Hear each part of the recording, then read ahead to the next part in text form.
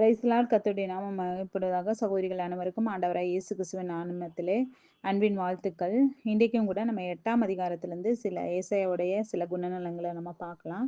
முதலாவதாக முதல் வசனத்தை 8ஆம் அதிகாரம் 1ஆம் வசனத்தை நான் வாசிக்கிறேன். பின்னும் கர்த்தர் என்னை நோக்கி, நீ ஒரு பெரிய பத்திரத்தை எடுத்து மனுஷன் எழுதுகிற பிரகாரமாய் அதிலே மாகேர் ஷாலால் அஸ்பாஸ் என்று எழுது என்றார். இது மாகேர் சாலால் அஸ்பாஸ் அப்படின்ற பெயர் வந்து இவருக்கு இரண்டாவது மகன். முதல் மகன் நமக்கு தெரியும், அவருடைய பெயர் வந்து சேயார் யாசூப் அப்படின்ற ஒரு பேர் வைக்கப்பட்டது. அந்த பெயருடைய அர்த்தம் என்ன அப்படின்னா, மீதியானவர்கள் ரட்சிக்கப்படுவார்கள். அதாவது இந்த பெயரின் அடையாளம் என்ன, தீர்க்கதரிசனமாக சொல்லப்பட்டது, ஒரு நம்பிக்கையின் ஒரு மீட்பு இருக்குது அப்படின்ற ஒரு நம்பிக்கையின் பெயராய் முதல் பெயர் இருந்ததை பார்க்க முடியும். ரெண்டாவது பேர் வந்து மகேஷாலால் அஸ்பாஸ் அப்படின்னா என்னன்னா, எல்லாம் சிறைப்பட்டு போகும். அதாவது இந்த பாலகன் வந்து அப்பா அம்மா என்று கூப்பிட அறியும் முன்னே தமஸ்குவுக்கும் சமாரியாவிலும் 2 இடங்களிலும் அசீரிய படைகள் வந்து அவர்களை, அசீரிய ராஜா வந்து அவர்களை என்ன பண்ணுவாங்க, கொண்டு போயிருவாங்க அப்படின்ற ஒரு தீர்க்க தரிசனம். இது வந்து என்னது, ஒரு நியாய தீர்ப்பின் ஒரு எச்சரிப்பான ஒரு பேரா இருக்கிறத நம்ம பார்க்க முடிகிறது. இப்படிப்பட்ட பேரை வந்து ஆண்டவர் வைக்க சொல்லும் போது தீர்க்கதரிசியானவர் என்ன பண்றாரு, அதுக்கு கீழ்ப்படிந்து என்ன பண்றாரு, அந்த பேரையே வைக்கிறதும் அதற்கு 2 பேரை சாட்சியா வைக்கிறதையும் நம்ம வேதத்துல படிக்க முடிஞ்சது. அப்ப இந்த காரியத்துல இருந்து முதலாவதாக இந்த 1லிருந்து 4 வசனத்தை நம்ம வாசித்தோம்னா, அவருடைய கீழ்ப்படிதல் வந்து நம்ம போன அதிகாரம் நம்ம 6வது வசனத்திலே நம்ம பார்த்தோம். அவரு ஆண்டவர் என்ன சொல்றாரோ அதுக்கு அப்படியே அவர், இதோ அடியேன் இருக்கிறேன் என்னை பயன்படுத்தும் அப்படின்னு சொல்லி கீழ்ப்படிஞ்சது. அந்த முழு கீழ்ப்படிதலை இந்த இடத்துல கூட நம்ம பார்க்க முடிகிறது. பிள்ளைகளுடைய பெயர் வைப்பதிலும் கூட அவர் வந்து இன்றைய காலகட்டத்துல நம்ம பெயர் வைப்பது கூட நமக்கு ஏற்றபடி, நமக்கு வசதியாகவும் மாடர்னாகவும் நம்ம வைக்கிற இந்த உலகத்துல, அந்த நாட்கள்ல இந்த பெயரை எப்படி கூப்பிட்டாங்கன்னு நமக்கு தெரியல. ஏன்னா பெரிய நீண்ட பெயர். இதை எப்படி அவர்கள் பெயரிட்டு அழைத்தார்கள்ன்னு நமக்கு தெரியாது. ஆனா ஆண்டவர் சொன்னார்ன்ற அந்த ஒரு வார்த்தைக்காக அவங்க வந்து அதை வைக்கிறத நம்ம பார்க்க முடிகிறது. அப்ப முதலாவதாக கர்த்தர் என்ன சொல்லுறாரோ நம்முடைய வாழ்க்கையிலும் சரி, ஆண்டவர் என்ன சொன்னாலும் அதுக்கு மறுப்பு தெரிவிக்காதபடிக்கு கீழ்ப்படியணும். முழுவதுமாக கீழ்ப்படியணும். நம்ம வந்து என்னைக்குமே ஒரு களிமண்ணும், ஆண்டவர் வந்து நம்மளை உருவாக்குறவர் என்பதை நம்ம மறந்து விடக்கூடாது. அப்ப இந்த காரியத்துல இருந்து என்ன பண்ணுதுன்னா, கீழ்ப்படிதல் வந்து நம்ம கற்றுக்கொள்ள முடிகிறது. ஒரு நல்ல ஒரு கீழ்ப்படிதல் உள்ள எல்லா காரியத்திலும், குடும்பமானாலும் சரி, மற்ற வெளி காரியங்களானாலும் சரி, தீர்க்கதரிசியானவர் வந்து என்ன பண்ணாரு, கீழ்ப்படிந்ததை நம்ம பார்க்க முடிகிறது. அடுத்ததாக வந்து என்ன, இவரிடத்துல 2வது கற்றுக்கொள்ள வேண்டிய ஒரு குணம் என்ன அப்படின்னா, இவர் வந்து ஒரு வார்னிங், எச்சரிப்பின் தீர்க்கதரிசி. எந்த இதுக்கும் அவர் பயப்படாதபடி அவர் என்ன பண்றாரு, மக்களை பார்த்து எச்சரிக்கிறத நம்ம பார்க்க முடிகிறது. குறிப்பா வந்து 6வது வசனத்தை நம்ம வாசித்தோம்னா, கர்த்தர் வந்து அவரை நோக்கி சொல்றாரு, இந்த ஜனம் மெதுவாக ஓடுகிற சீலோவின் தண்ணீர்களை அசட்டை பண்ணி. அப்படின்னா என்னன்னா, இது வந்து இந்த ஜனம் யாரை சொல்றாருன்னா, இஸ்ரவேல் ஜனங்களை பார்த்து கர்த்தர் சொல்றாரு, சீலோவின் தண்ணீர்களை அசட்டை பண்ணி. அப்படின்னா என்னது, கர்த்தருடைய அந்த காரியங்களை அவங்க அசட்டை பண்ணி ரேத்சீனையும் ரெமலியாவின் குமாரனையும் சார்ந்து சந்தோஷிப்பிக்கிறபடியினால், அந்த எதிரிகள் 7வது வசனத்துல வாசித்தீங்கன்னா, இந்த 2 பேரையும் அவர் என்ன பண்ணுவார்னா, கொல்லிக்கட்டைகள் அப்படின்னு கூட அவர் வந்து சொல்லுவாரு. உக்கிர கோபத்தினால் 2 புகையிற கொல்லிக்கட்டை அப்படின்னு கூட அவர் 7ஆம் அதிகாரத்துல சொல்லியிருப்பாரு. அப்ப இந்த 2 பேரும் என்ன பண்றாங்க, இவங்கள சார்ந்து கொள்றதில்ல. அந்த இஸ்ரவேலர்கள் வந்து புறஜாதிகள சார்ந்து கொள்றதுல சந்தோஷிக்கிறாங்க. ஆனா, இதோ ஆண்டவர் வல்லமையுள்ள திரளான ஆட்டு நீரை போன்ற அதனால அவர் என்ன பண்றாருன்னா, வல்லமையுள்ள, அதாவது அசீரிய ராஜாவை கொண்டு அவங்களுடைய சகல ஆடம்பரத்தையும் அவர்கள் மேல் புரள பண்ணுவார். அந்த காரியத்தின் மேல் வந்து இஸ்ரவேல் மக்கள் மீது அந்த வடராஜ்யம், அதாவது வந்து வடதேசத்திலிருந்து அசீரியர்கள் வந்து இவங்கள ரொம்ப கொடுமைப்படுத்துவாங்க அப்படின்றதையும், அவர்களுடைய எப்படி இருக்கும், அவர்களுடைய எல்லா கரைகள் மேலும் புரண்டு எருசலேமுக்கு மட்டும் கிடையாது, யூதாவுக்குள்ள புகுந்து பிரவாகித்து கடந்து கழுத்து மட்டும் வரும். அப்படின்னா என்னன்னா, பிரச்சனை வந்து இப்ப எசேக்கியா ராஜா காலத்துல ஒரு பிரச்சனை வந்துச்சு. கழுத்து வர பிரச்சனை வந்துச்சு. நம்ம அந்த இதை நம்ம படிச்சோம்னா நமக்கு நல்லா தெரியும். அந்த அளவுக்கு பிரச்சனைகள் கழுத்து வர, யூத தேசத்துக்குமானாலும் இஸ்ரவேல் தேசத்துக்கானாலும் கழுத்து வர பிரச்சனைகள் வரும் அப்படின்ற ஒரு எச்சரிப்பின் செய்திய இவர் வந்து பயமில்லாம சொல்றாரு. ஆனாலும் இந்த ஜனங்கள் என்ன பண்றாங்க? அத கேட்கறதுக்கு இவங்க விருப்பப்படல. அப்போ இவர் ஒரு எச்சரிப்பின் தீர்க்கதரிசியா இருந்தத நம்ம இந்த வசனத்துல வந்து நம்ம பார்க்க முடிகிறது. 5வது வசனத்துல இருந்து தொடர்ந்து பார்த்தீங்கன்னா, 10வது வசனம் வர பார்த்தீங்கன்னா, ஆண்டவர் வந்து என்ன பண்ணுவாரு?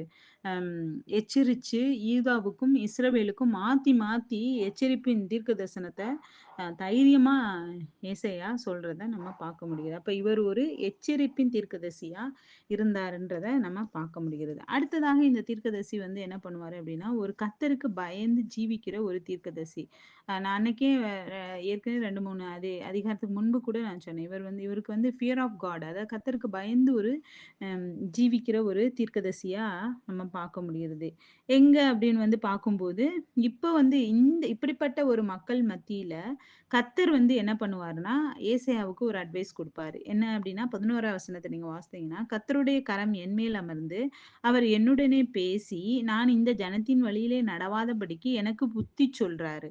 அப்ப இப்படிப்பட்ட ஜனங்களா இவங்க இருக்குறாங்க. இஸ்ரவேல் தேசத்தாரானாலும் சரி, யூத தேசத்தாரானாலும் இப்படிப்பட்ட ஜனங்களா இருக்குறாங்க. அதனால ஏசாயாவே, "நீ இந்த ஜனங்கள் மாரி நீ வந்து என்ன பண்ண, இந்த வழியில நடக்காம, நான் உனக்கு ஒரு புத்தி சொல்றேன்." அப்படின்னு சொல்லிட்டு என்ன சொல்றாரு அப்படின்னா, இந்த ஜனங்கள் வந்து 12வது வசனத்த நீங்க வாசித்தீங்கன்னா, "இந்த ஜனங்கள் கட்டுப்பாடு என்று சொல்லுகிறதை எல்லாம் நீங்கள் கட்டுப்பாடு என்று சொல்லாமலும், அவர்கள் பயப்படுகிற பயத்தின்படி நீங்கள் பயப்படாமலும், கலங்காமலும், சேனைகளின் கர்த்தரையே பரிசுத்தம் பண்ணுங்கள். அவரே உங்கள் பயமும், அவரே உங்கள் அச்சமுமாய் இருப்பதாக." அப்ப கர்த்தருக்கு மட்டும் பயங்க. இந்த ஜனங்கள் வந்து அம் கட்டுப்பாடுன்னு சொல்றாங்க. அவங்க வந்து புறஜாதியார் செய்ற அந்த கட்டுப்பாடு முறைகள அவர்கள் கடைபிடிக்கிறாங்க. அத வந்து கட்டுப்பாடுன்னு சொல்லி நம்மட்ட சொல்றாங்க. ஆனா அது கட்டுப்பாடு கிடையாது.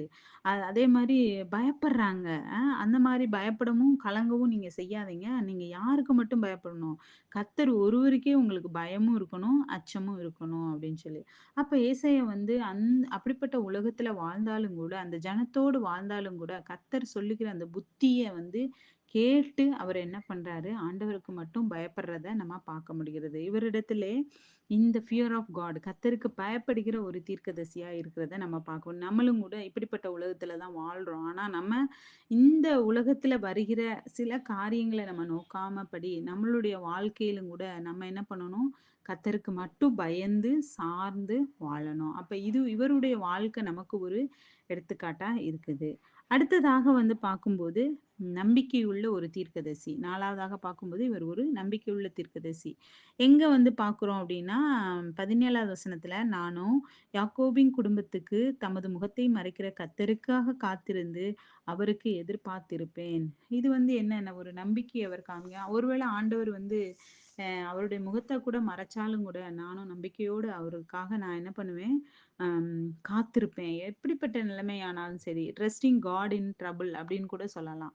அதாவது பல கஷ்டங்கள், துன்பங்கள் எதுவும் வந்தாலும் கூட நான் கர்த்தருக்காக ஒருவேள ஆண்டவர் அவருடைய முகத்த மறைச்சாலும் கூட, நான் அவருடைய இரக்கத்துக்காக, அவருடைய நம்பிக்கைக்காக நான் வந்து காத்திருப்பேன். எதிர்பார்த்து காத்திருப்பேன் அப்படின்றத நம்ம பார்க்க அப்ப 4வதாக நம்ம பார்க்குற ஒரு காரியம், கர்த்தருக்காக நம்பிக்கை வைத்த ஒரு தீர்க்கதரிசி. கடைசியாக நம்ம ஒண்ணு பார்த்தோம்னா, அவருடைய வாழ்க்கை ஒரு பெரிய சாட்சியா இருந்தத பார்க்க முடிகிறது. 18ஆம் வசனத்த நீங்க வாசித்தீங்கன்னா, இது நமக்கு ஒரு பெரிய சேலஞ்சா இருந்தது. "இதோ நானும் கர்த்தர் எனக்கு கொடுத்த பிள்ளைகளும் சீயோன் பர்வதத்தில் வாசமாயிருக்கிற சேனைகளின் கர்த்தராலே இஸ்ரவேலில் அடையாளங்களாகவும், அற்புதங்களாகவும் இருக்கிறோம்." Science and wonders. எவ்வளோ பெரிய ஒரு அருமையான டெஸ்டிமோனி. "இதோ நானும் கர்த்தர் எனக்கு கொடுத்த பிள்ளைகளும்." நம்மளும் நம்முடைய வாழ்க்கையில் இது மாரி ஒரு டெஸ்டிமோனிய நம்ம வாயினால சொல்ல முடியுமா? "நானும் கர்த்தர் எனக்கு கொடுத்த பிள்ளைகளும்." அ அவர் சீயோனில இருந்தனால, சீயோன் பர்வதத்தில் வாசமாயிருக்கிற சேனைகளின் கர்த்தராலே இஸ்ரவேலிலே அடையாளங்களினாலும், அற்புதங்களாலும் அதாவது சீயோன்ல கர்த்தர் இருக்கிறனால, பர்வதத்துல வாசமாய் இருக்கிற சேனைகளின் கர்த்தராலே இஸ்ரவேல்ல வந்து அவங்க எப்படி இருக்கிறாங்க? அடையாளங்களாலும், அற்புதங்களாகவும் இருக்கிறோம். அப்படின்னு சொல்றத நம்ம பார்க்க முடிகிறது. ஜோஷுவா கூட நம்ம சொல்லுவாரு, "நானும் என் வீட்டாருமோ என்றால் கர்த்தரையே சேவிப்போம்." அதேபோல இவருடைய சாட்சியும் எப்படி இருந்தது? ஒரு லிவிங் சாட்சியா இருந்தது. ஏன்னா, அவருடைய மனைவி ஒரு தீர்க்கதரிசியானவர்கள். அவருடைய பிள்ளைகளுடைய பெயர்களும் கூட, அவர்களுடைய வாழ்க்கையும் கூட கண்டிப்பா ஒரு தீர்க்கதரிசன காரியங்கள வெளிப்படுத்தக்கூடியதா இருக்கும். இன்னைக்கும் கூட நம்மளும் இது போன்ற ஒரு சாட்சி நிறைந்த வாழ்க்கை வாழ்றது மிகவும் அவசியமா இருக்கிறத நம்ம பார்க்க முடியும். ஒரு சாட்சி நிறைந்த ஒரு தீர்க்கதரிசி. கடைசியாக பார்க்கும்போது, அவர் வந்து 19ஆம் வசனத்துல வந்து தவறான வழிகள அவரு கண்டிக்கிறத நம்ம பார்க்க முடிகிறது. அவர்கள் உங்களை நோக்கி அஞ்சனம் பார்க்கிறதிலும் முணுமுணு என்று ஓதுகிற குறியாடத்திலும் விசாரியுங்கள் என்று சொல்லும்போது, ஜனங்கள் தன் தேவனிடத்தில் விசாரிக்க வேண்டியதல்லவா? உயிருள்ளவர்களுக்காக செத்தவிடத்தில் விசாரிக்கலாமா? அப்படின்னு சொல்லி என்ன பண்ணுவாரு? எச்சரிப்பாரு. என்ன பண்ணுவாரு? தவறான வழிகள கண்டிப்பாரு. நீங்க வந்து குறிகாரர்களிடத்திலும், அஞ்சங்கம் பார்க்கிறவர்களிடத்தில் நீங்க போகாதீங்க. மாறாக நீங்க என்ன பண்ணுங்க அப்படின்னா, வேதத்தையும், சாட்சி ஆகமத்தையும் கவனிக்க வேண்டும். நம்மளும் கூட இன்னைக்கு நாள் பார்த்துட்டு, குறி பார்த்துட்டு, அஞ்சனம் பார்த்துட்டு, அப்படி இராதபடி நமக்கு உயிருள்ள வசனத்த கர்த்தர் கொடுக்கிறார். வேதத்தையும், சாட்சி ஆகமத்தையும் நம்ம என்ன பண்ணணும்? வாசிக்கணும், கேட்கணும். கர்த்தருடைய வசனத்தின்படி நடக்க நம்ம என்ன பண்ணணும்? வாழணும். இந்த ஏசாயா தீர்க்கதரிசி போல நம்முடைய வாழ்க்கையிலயும் நம்ம என்ன பண்ணணும்? வாழ முயற்சிக்கணும். உண்மையிலேயே இந்த 8ஆம் அதிகாரம் வந்து நமக்கு ஒரு பெரிய சவாலான ஒரு காரியமா இருந்துச்சு. முதலாவதாக அவரிடத்திலே கீழ்ப்படிதல் உள்ள ஒரு தீர்க்கதரிசிய நம்ம பார்த்தோம். 2வதாக அவர் கர்த்தருக்கு ஒரு பயந்து ஜீவிக்கிற ஒரு தீர்க்கதரிசி. 3வதாக எந்த ஒரு காரியத்தை குறித்து பயப்படாதபடி மக்களுக்கு ஒரு எச்சரிப்பின் தீர்க்கதரிசியா இருந்தாரு. அடுத்ததாக பார்க்கும்போது அவர் கர்த்தர் மேல் நம்பிக்கை வைத்த ஒரு தீர்க்கதரிசியா இருந்தாரு. அம் 5வதாக அவர் ஒரு சாட்சி நிறைந்த வாழ்க்கை வாழ்ந்த ஒரு தீர்க்கதரிசி. 6வதாக தவறான வழிகளை கண்டிக்கிற ஒரு தீர்க்கதரிசியா அ இருக்கிறத நம்ம பார்க்க முடிந்தது. ம் எ இந்த நாட்கள்ல இது போன்ற நெறைய நம்ம அவரிடத்திலே நெறைய குணநலங்கள நம்ம பொதுவா கற்றுக்கொண்டோம். இன்னும் நம்ம நெறைய அதிகாரத்தில பார்த்தோம்னா, இன்னும் கூட நெறைய குணநலங்கள் நம்ம இருக்கும். நம்ம தேடி வாசிக்கும்போது கர்த்தர் நமக்கு ஒவ்வொருவருக்கும் அநேக காரியங்கள வெளிப்படுத்துவாரு. இந்த கேரக்டர் ஸ்டடி உங்களுக்கு உபயோகமா இருக்கும்னு நம்புறோம். தேவனுடைய நாமம் மகிமைப்படுவதாக. ஆமென்.